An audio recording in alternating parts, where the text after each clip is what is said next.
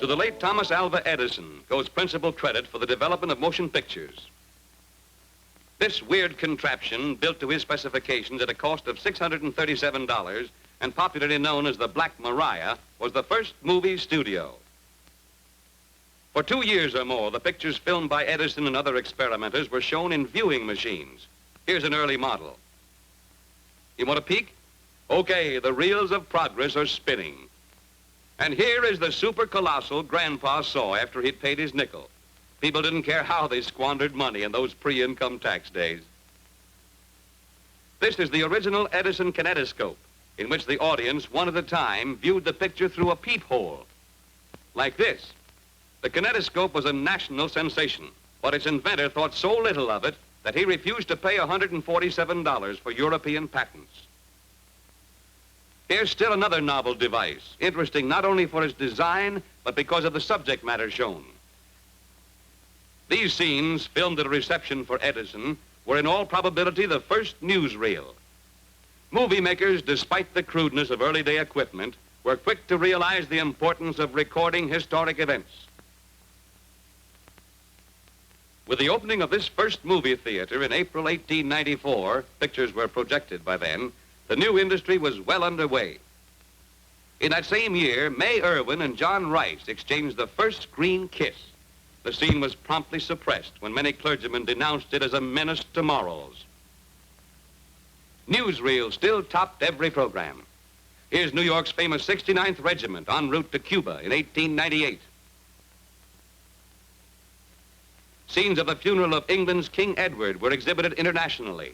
By then, movies had assumed worldwide importance. So, of course, had feminine fashions. New York's Easter Parade became an annual must with newsreel producers. And as pictures with plots came into their own, John Bunny, the first of a long line of screen comedy kings, became a must with everyone who liked to laugh. He and his angular teammate Flora Finch were the first international stars. This lady who's being driven batty by the ardor of her lover is Clara Kimball Young, and the nervous Romeo is Sidney Drew. After initial success in comedy, Clara became one of the great dramatic stars of the World War I era.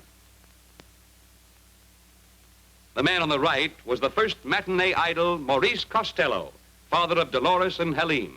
He still plays occasional screen roles. The genius of DW Griffith, seen here directing an early day chorus, brought movies recognition as an art medium. 3 of Griffith's brightest stars were Bobby Harron, Lillian Gish, and that's right, Lionel Barrymore. Lionel, still a favorite, started his screen career when motion pictures were still ridiculed by most stage actors. In 1908, American audiences took to their hearts a 15-year-old who, as Mary Pickford, was destined to become a screen immortal. You see her here in Mender of the Nets, produced by D.W. Griffith. Aha, the hero, Harry Carey, just in the nick of time, too. There, you villain, take that, and that. As a heavy lover, it looks like this guy is a complete flop. Now, while Two-Gun Harry consoles Blanche Sweet, we'll conjure up another of yesterday's best-loved stars, Mabel Normand. As the queen of movie comedy, her profile was as well known as John Barrymore's. On the screen, Mabel was so funny everyone laughed at her. Off-screen, she was so witty everyone laughed with her. Most famous of the early-day Western stars was William S. Hart. No one ever foreclosed a mortgage on Little Nell's ranch while he was there to protect her. Hollywood beauties spent much of their time on railroad tracks. Aha, the Juggernaut, with Ford Sterling in the driver's seat. And here, speeding to the rescue, come Mack Sennett and the famous racing driver Barney Oldfield. Sennett abandoned acting to become the dean of comedy producers and made a fortune by tickling America's funny bone. This Romeo, some 25 years ago, was one of Hollywood's most dashing young men about town. His name? Come now, you know that map. He's Wallace Beery. Harold Lloyd, a 4-star laugh dispenser, the moment he combined an air of befuddlement and a pair of horn-rimmed glasses, was the first comedian to make feature-length pictures. This is a scene from Welcome Danger. Speaking of firsts, here's one of the first great glamour stars, Gloria Swanson. The latest in cars and the latest in clothes. Other women gasped when Gloria paraded the boulevard. Leatrice Joy, a top-flight star in the 20s, and her director, Cecil B. DeMille. DeMille specialized then, as he does today, in pictures made on gigantic scale. After looking at his first spectacle, press agents seized upon the word colossal. About 1920, Agnes Ayres met a sheik named Rudolph Valentino, and the picture that resulted made movie history. Valentino was the first and the greatest of the screen's Latin lovers. No other star has ever been so idolized by women fans.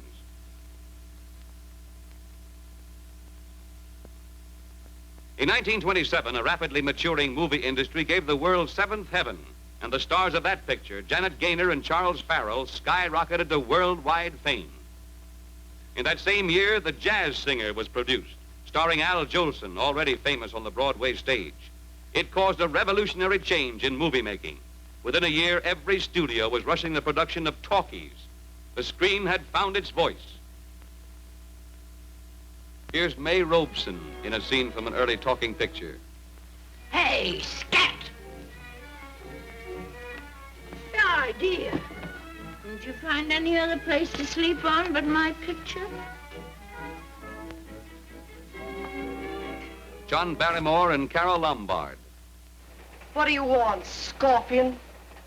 If it makes you any happier to call me names, go ahead. Oscar, you're complete. The most horrible excuse for a human being that ever walked on two legs. You've always misunderstood me, Lily. We almost forgot an old pal, one of the greatest stars of them all, Mickey Mouse.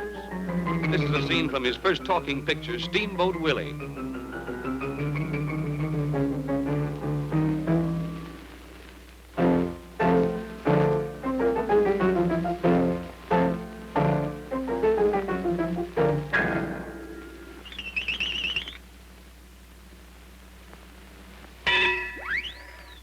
Compare it with this scene from the first cartoon, made by painting the characters on pieces of glass and moving the drawings by hand.